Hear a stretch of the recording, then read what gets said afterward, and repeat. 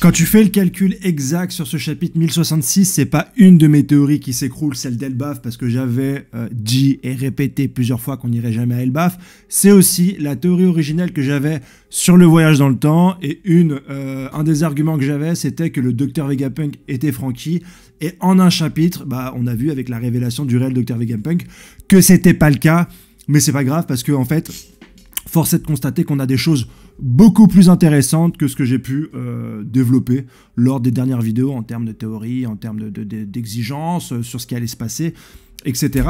Et un des points qui me rassure vraiment dans ce chapitre, c'est que Oda a l'air de savoir où il va. On avait tellement d'intrigues différentes dans One Piece, les fruits du démon, la volonté du dé, le siècle oublié, Dragon, Shanks, énormément de choses, et je ne trouvais pas le fil logique entre toutes ces choses, et je me disais, bah écoute, c'est très bien, Oda est en train de développer des intrigues, je suis complètement d'accord avec ça, mais c'est à la fin du bal qu'on paye les musiciens, et à la fin je me demandais comment est-ce que Eiichiro Oda allait nous faire des révélations par rapport à toutes ces intrigues qu'il avait dissimulées pendant le récit, et je me suis dit, à coup sûr, il va mettre la moitié de ce qu'il nous a promis à la trappe, et qu'on n'aurait pas de réelle révélation. C'est des choses qui arrivent dans beaucoup de mangas, notamment dans les mangas qui se finissent, on voit des fins, on est déçu, c'est pas ce qu'on attendait. Il faut savoir aussi que dans le Weekly Shonen Jump, il y a un classement, que les 20 histoires qui sont publiées, si elles n'arrivent pas dans le top 3, elles peuvent être en problématique, et si elles sont directement à la fin du tableau, on peut directement supprimer ces séries. Donc, les auteurs, à la fin de chaque chapitre, ils nous mettent une intrigue pour que voilà, les lecteurs votent pour cette série-là, pour qu'on attende le chapitre suivant, etc. Je comprends très bien le mécanisme, je comprends très bien le point de vue des auteurs à ce niveau-là, mais force est de constater que mon côté fan veut des réponses à certaines questions. Tout ça pour dire que dans ce chapitre-là, on a une liaison entre plusieurs intrigues. Et c'est ça le point culminant pour moi de ce chapitre. La liaison, ça veut dire que tout est logique et que derrière toutes les intrigues d'Eiichiro Oda, il y a une construction. Et c'est ce que je vois dans ce chapitre 1066, puisqu'on a les destins entremêlés de 3 personnages qui n'avaient jusqu'ici rien à voir, soit Dragon, le Dr Vegapunk et Elbaf. J'avais peur, dans le cas où on irait sur Elbaf, qu'on aille juste sur Elbaf pour aller sur Elbaf parce que l'auteur en a parlé. Là, on a une réelle raison. Il y a un trésor sur Elbaf, il y a un dénouement d'intrigue, il y a les connaissances du siècle oublié qu'avaient récupéré le peuple d'Ohara et le professeur Clover, et qui n'a pas été détruit par la marine et qui a été récupéré directement par les géants. Ces 3 intrigues, en plus d'être entremêlées, elles sont ancrées dans le lore de One Piece, elles sont ancrées dans ce qu'on savait déjà en tant que lecteur, elles sont ancrées dans le flashback d'Ohara. Donc, je dirais pas jusqu'à dire que Oda avait tout prévu depuis 20 ans, mais on peut le dire, on peut le penser, on peut partir de ce constat de base, puisque là, on a quand même 3 éléments majeurs. La création des révolutionnaires avec Dragon, ça c'était un truc qui était quand même assez exceptionnel, on débattait, est-ce que Dragon était un ancien marine? Il a créé les révolutionnaires après l'incident d'Ohara. Selon ce que j'ai compris, avant ça, il avait une armée qui s'appelait l'armée de la liberté, donc en fait c'est qu'un renommage, c'est que du naming, d'appeler ça les révolutionnaires. Peut-être qu'ils sont beaucoup plus, comme dit Dragon, virulents, peut-être que maintenant ils attaquent de face, et peut-être que l'armée de la liberté c'était juste un courant politique qui n'était pas fondamentalement violent, ou qui faisait pas d'action coup de poing directement contre le gouvernement. Là, à partir de ce moment-là, le personnage de Dragon se développe. Alors, bon, on a tous constaté qu'il n'avait pas cette cicatrice. Est-ce qu'il l'a eu en s'affrontant? Est-ce qu'au final, c'est qu'un tatouage? Cicatrice, tatouage, je pense plus à un tatouage. Pourquoi est-ce qu'il s'est senti obligé de se le tatouer sur le visage? Il y a encore plein de questions. C'est peut-être juste une manière, dans la façon de le dessiner, pour faire comprendre que c'est un dragon jeune. C'est peut-être pour ça aussi qu'il n'a pas directement le tatouage. Faut pas chercher une signification dans chaque chose, mais en tout cas, on comprend comment le personnage de Dragon est devenu le révolutionnaire, et donc on comprend quel est son futur rôle. Moi, le problème que j'ai avec les révolutionnaires, c'est qu'est-ce que vous allez foutre dans ce monde où il y a une opposition entre pirates et la marine, avec aussi le gouvernement qui fout le bordel. Qu'est-ce que vous allez ajouter de plus, vous les révolutionnaires, finalement, que les pirates qui sont déjà en place pour un petit peu mettre des bâtons dans les roues du gouvernement? Et là, on sait que, potentiellement, Dragon va pouvoir aller sur Elbaf, va vouloir aller sur Elbaf. Elbaf va devenir le centre de l'intrigue, peut-être même de cette saga finale, et chacun va avoir un rôle. Et j'en suis content, j'en suis heureux. Le Dr Vegapunk, quant à lui, on apprend quelques petites choses qui sont fort sympathiques. Moi, j'avais déjà dit depuis quelques vidéos, où se positionne-t-il? Du côté de la marine, il les a quand même armés au niveau des vaisseaux de guerre, au niveau du gravite marin, au niveau des pacifistas, au niveau même des Séraphins. Et pourtant, il semble jouer contre eux. Il a protégé les Mugiwara, là encore une fois, il est un petit peu tendancieux. On sait que maintenant que le gouvernement veut le supprimer.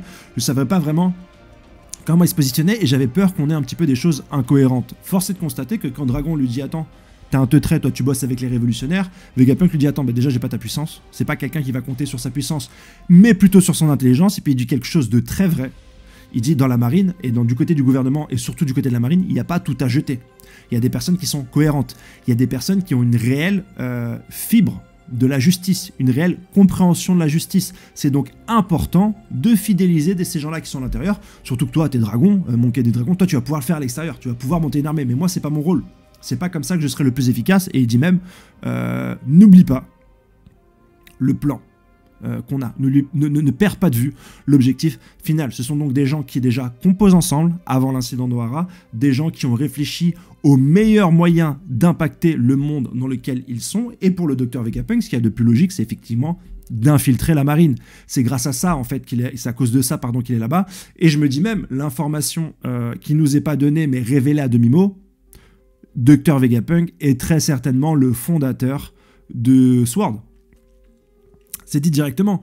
Il veut récupérer des gens qui ont un sens de la justice aiguisé. Pour moi, c'est lui qui est le fondateur, ou peut-être même l'artisan principal des SWORD. En tout cas, j'ai compris ça comme ça. C'est pas tout. Ce qu'on apprend également dans ce chapitre-là, on apprend l'acte d'Aokiji qui a sauvé Jaguar d'Issoul, Jaguar d'Isoro, ça dépend les traductions. Et donc du coup, on peut se poser des questions même sur l'origine de ce Aokiji. On pensait que c'était un marine. Ensuite, mais il avait quand même des comportements assez déviants par rapport à la marine, puisqu'il avait un propre sens de la justice. Il a sauvé Nico Robin alors qu'il ne le devait pas. Il n'est pas aussi catégorique que Akainu. Et dans ce chapitre-là, on apprend qu'il a aussi plus ou moins sauvé Jaguar d'Isoro, puisqu'il l'a glacé, mais il l'a pas forcément tué. Celui-ci a survécu, c'est maintenant très certainement l'homme au bandage, c'est lui qui a récupéré toutes les connaissances d'Ohara pour les amener directement à Elbaf, et on se demande quel est le rôle d'Aokiji.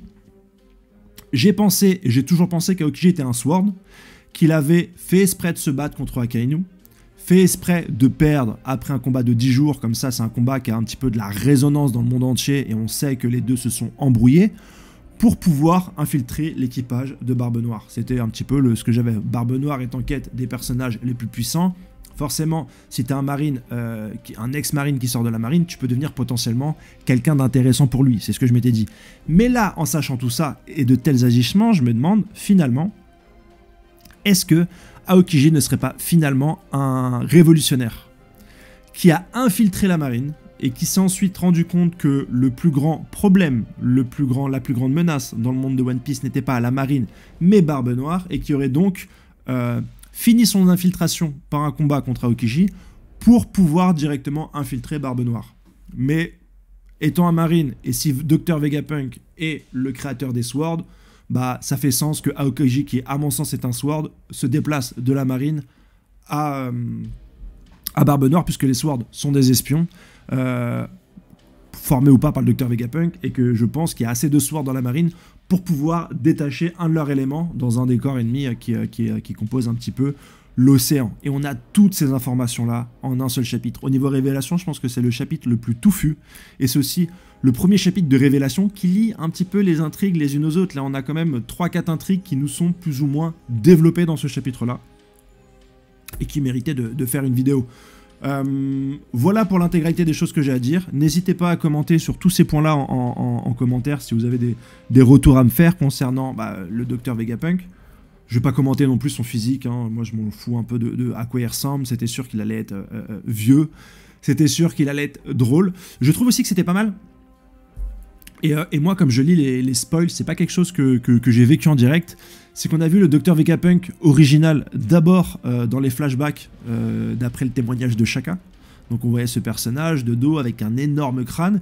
Et ensuite on l'a vu apparaître en vrai. Et je me dis ça doit être super intéressant, si t'as pas lu les spoils, de voir d'abord ce personnage qui fait partie du flashback de Shaka. Et tu dis merde, mais qui est ce type? Et de comprendre après que c'est l'original Dr Vegapunk. Ah oui, chose que j'ai oublié de dire bien sûr. dans ma vidéo. Je suis en partenariat avec Akemi Figurines.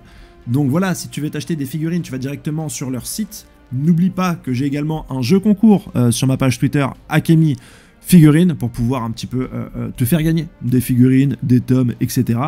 Et il y a le code promotion Henrik5 directement si tu vas sur le site et si tu veux acheter des figurines.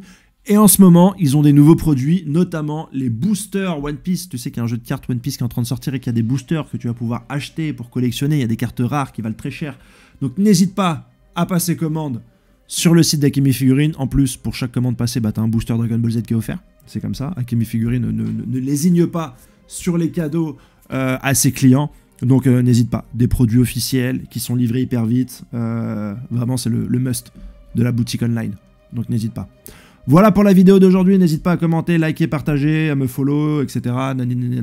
Ciao, bye bye les gars, je prépare ma vidéo Hunter x Hunter dès que le chapitre sort. Bye.